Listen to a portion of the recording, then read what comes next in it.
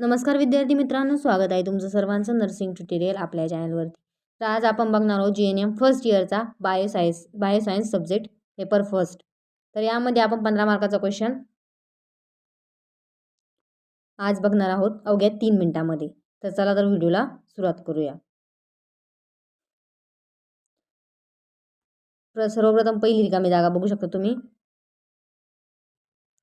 चेहऱ्याचे एकूण हाडे किती असतात? चेहऱ्याचे एकूण हाडे किती असतात? 14.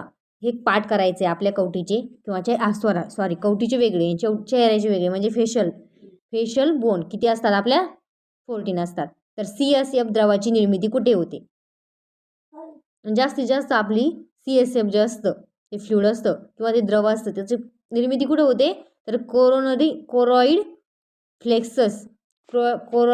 फ्लेक्समध्ये होते. समजलं?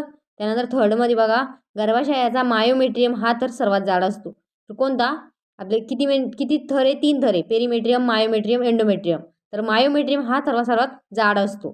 त्यानंतर स्वादुपिंड रसामध्ये ट्रिप्सिन हे पाचक द्रव आढळतात.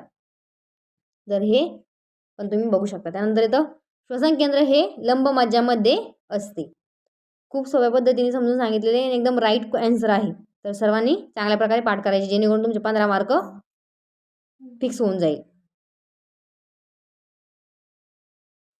तर जोड्या लावा बघू आपण आता. पेशी आवरण म्हणजे पेशीला जे असलेलं आवरण असतं ते. तर काय करतात? सिलेक्टिव्ह परमेबिलिटी म्हणता येईल किंवा निवडक पाझरता. त्यानंतर कवचधारी जीवाणू. तर गॅस गँग्रीने, कवचधारी जीवाणू गॅस गँग्रीन.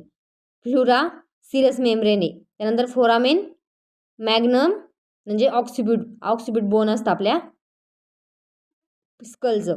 त्यानंतर यकृत डिडॉक्सिफिकेशन म्हणजे लिव्हरचं जे फंक्शन आहे आपलं डिडॉक्सिफिकेशन, चयापचय करणे किंवा डिऑक्सिफिकेशन करणे. तर हे तुम्हाला लक्षात ठेवायचं आहे. तर झाला आपलं 10 मार्काचा. आता राहिलं चुकी बरोबर लिहा.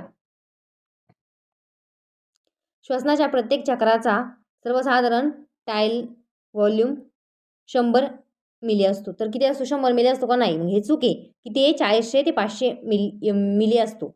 प्रथिनांच्या पचनासाठी पित्त मदत करते. तर हे पण चूक आहे. प्रथिनांच्या पचनासाठी पित्त मदत करते का? नाही. हृदयाचे स्नायू हे ऐच्छिक स्नायू आहेत.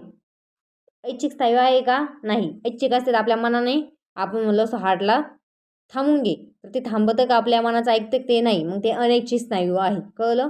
त्यानंतर प्रोस्टेट ग्लँड कठीर पोकळीत असते.